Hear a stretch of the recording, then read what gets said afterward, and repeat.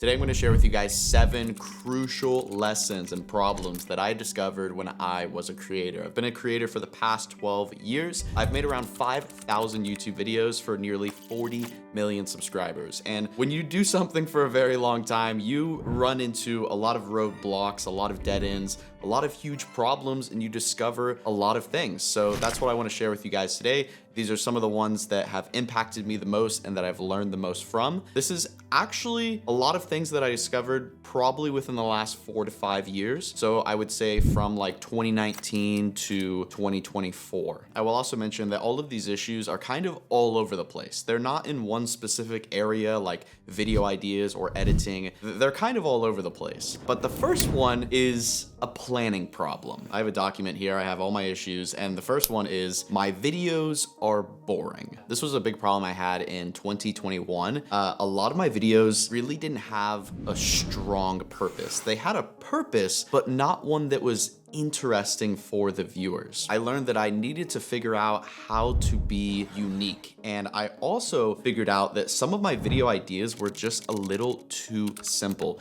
So simple, they were almost pointless, if that makes sense. So to solve this issue, I started adding things to the videos.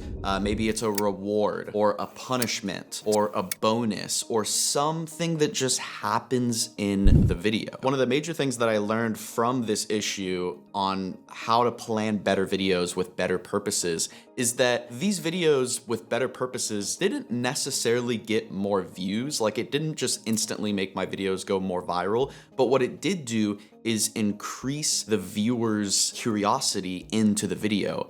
They had a higher percentage of coming back to my next video. So I was able to capture and hold more attention, which as a YouTuber, that's one of the most important things. You don't want to build a flow-through channel. You don't want to upload a video and then it gets 10,000 views, but those 10,000 people never come back to your next video, right? You want maybe 1,000 or 2,000 of those people to come back and see your next video. And if you get really good at planning videos with a great purpose or a great story or great elements in the video, or you surprise people, or you're able to just really excite them with the experience of, you know, your story, your personality, whatever your video contains, they have a higher chance of coming back to your next video. The next problem or lesson that I learned, and this is honestly a big one, is more money doesn't mean more views. I was in a situation a couple years ago where I was starting to invest a ton of money into my videos. And first off, you should invest into your videos. You should invest into your videos, into your team, into resources, into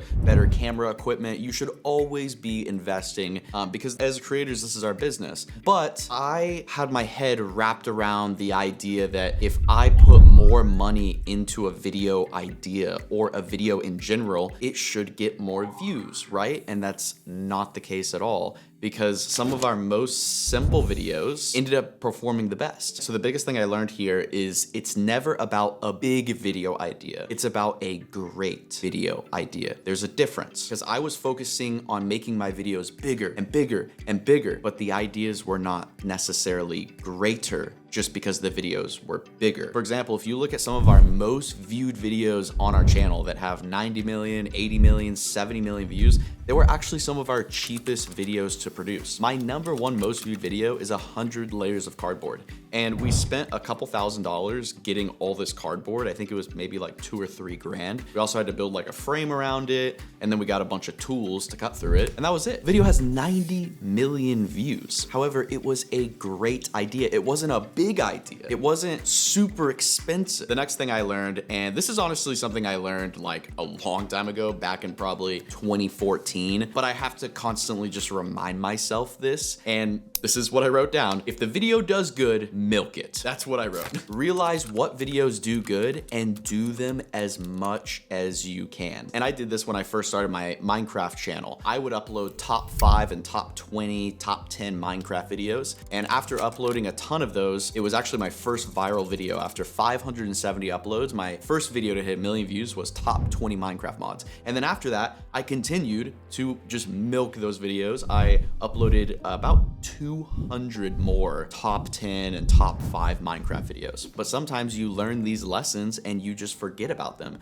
So one of our best performing videos was 100 layers of cardboard. It is our most viral video, but it's also our best performing video within a 1 week, 7-day period. So it hit 10 million views within 7 days, which is just insane. But for whatever reason, I don't know why, but I didn't make a part 2. I didn't try something different like 100 layers of glass or 100 layers of this. Now, eventually I did make a couple other part 2, part 3, and part 4s, but it just took me a while. I don't know why I didn't make it a priority. The second you see a video performing well, you should be all hands on deck trying to replicate that in new styles and new formats and just keep making those videos. When content or video ideas work, don't be afraid to do it again. There's also another smaller lesson there that you don't necessarily, I mean, this is just my opinion, but I've always been very careful to not turn my entire channel into that video idea, because I have seen some creators do this and it's very hard to get out of it. So for example, let's say that 100 layers of cardboard video did super well. I didn't want to turn my entire channel into 100 or 500 layer videos. I was still very careful to upload a bunch of different videos so I could still capture a bunch of different eyeballs, because if I was to turn my entire channel into 100 layers, then that's what I would be known for and only that. And down the road, it might be difficult to pull myself out of that. The next issue I learned is something more personal. Well, I guess all these issues are kind of personal, but the problem is I needed to review videos more carefully. So at this time, I had a team that would help me, and we still do have a team that helps us, plan some videos. They help us edit videos. They kind of piece everything together, and I show up and I film, and I'm basically the actor, if that makes sense. But I fell into this rut where I was not reviewing videos at the highest level, and it really affected everything. And that kind of made me realize that, okay, if I don't perform at a high level at all times, then it affects everyone and it makes everyone's job more difficult. So this problem might not apply to everyone, but it's just one of those things that made me realize that, and it also kind of trickled down to other things, because, if I was like, if I don't think of the best thumbnail for this video, then it could really affect the views. If I don't, review this video to the best way, it could really affect the purpose, which affects the retention. So it started really making me think like, wow, all of these things affect each other. This problem is a little bit more complex, obviously, but it was just one of those eye-opening moments that I was just kind of like, wow, everything really is pieced together, and if one domino falls, they can all fall. The next problem I ran into, and this was a very difficult problem to face, but there was a time period, I believe around 2020, maybe 2019, where I was not proud. I was not proud of the videos, and I was not excited to post the videos. Now, leading up to my career, I started in 2012, so this was,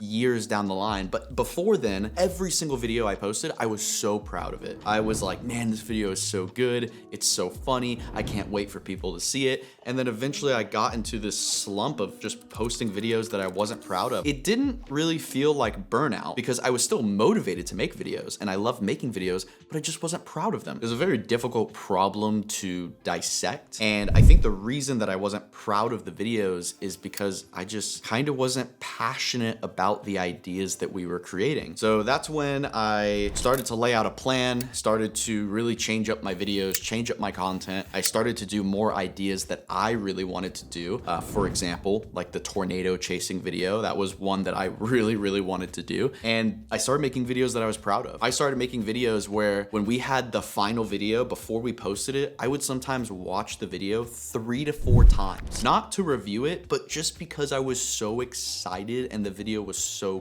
cool the way it turned out. So that's a big lesson to learn. It was a difficult problem to solve, dissect why I wasn't proud of my videos, even though I was still excited to film them. It was a complex issue, but you should be proud of your content. You should be excited to post. And if you're not, you probably need to think of different ideas or figure out what you really are excited about. The next problem is another creative planning problem. We didn't really know how to give people a reason to stay on our videos sometimes. I think one of the reasons this issue happened is because when we are planning videos and being creative, we'll just think of things. We'll be like, oh yeah, that's funny. Let's add that to the video. But sometimes we're not stepping back and looking at the whole purpose, the overall picture of this entire video idea. We're thinking in the moment, like, I think this will be funny. And again, this is another complex problem. But when you really started to step back and look at the whole video, you're like, wow, all of these scenes that we thought of don't really make any sense. So to solve this problem, whenever we were planning these videos,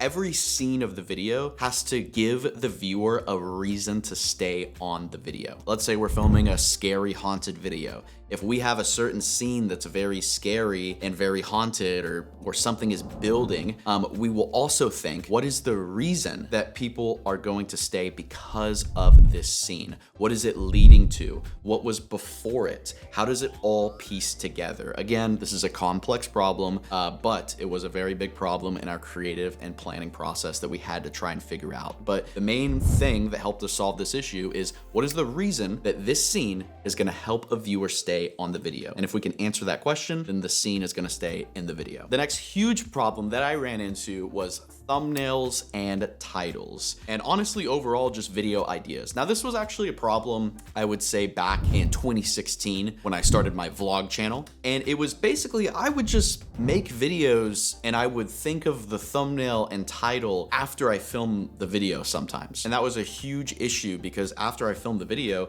I was struggling to think of the thumbnail and title because I was like, I don't know what the heck this video is about. I would film a video or a day in the life or something that I thought was really cool, and then later I would just struggle to think of the title, and I would end up coming up with a half decent title and thumbnail that I wasn't really confident about, and then I would post it, and of course the video would do terrible every single time. So what I did to solve this problem is I simply changed the process of how I thought of thumbnail and titles, and I told myself I will not film or plan a single video until I know what the video idea is, the thumbnail of the video, and the title of the video. Until these three things are figured out, I don't touch the video. I don't do anything with it. And ever since then, it's been a huge change for the channel, and it's helped so much. So that's my 7 problems and tips that I ran into. Of course, there's a lot more lessons that I have, and if you're curious about my 12 years of lessons and everything I've learned about YouTube, you guys can check out Blueprint University. It is my gift to you to build the best YouTuber program in the world for the best price. So check out Blueprint University. There's a link